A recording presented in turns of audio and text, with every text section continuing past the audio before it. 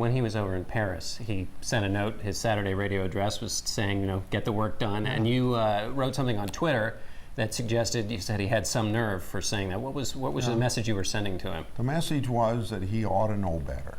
And let me say why he ought to know better. Because since he's been sworn in office, those of us working on this issue have been almost constant communication with him. He knows the calendar we set up. And we're working overtime to stay within that calendar. He knew that very weekend that he was enjoying himself in Paris. And I don't deny the president having a vacation with his family, sightseeing in Paris. I'd enjoy doing that with my grandchildren. But to say what he said, it didn't need to be said. It didn't help the cause, and I resented it. Now, this is something new, this Twitter business. How does this happen? You hear the news, you've got your, how did that come about, the writing and sending of that message? Well, you people on TV always have these things at the bottom of your TV set so we can keep up on the news besides listening to people like you.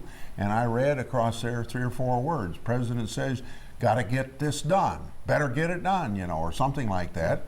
And I had my BlackBerry with me, and you know what came out of that. Right. And what does it mean when you said when you're a hammer, everything looks like a nail, and I'm not a nail? Well, you've heard the acronym, or not acronym, you've heard the title of somebody that's a hammer. Don't you remember Tom DeLay was known as a hammer because he was always trying to beat everybody over the head to get everything done just the way he wanted it?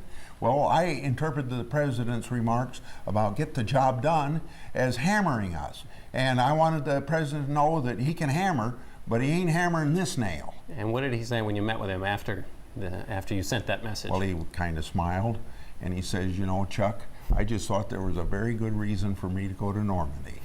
And quite frankly, there was a good reason for him to go to Normandy. And it's even all right if he takes his kids on a sightseeing tour through Paris.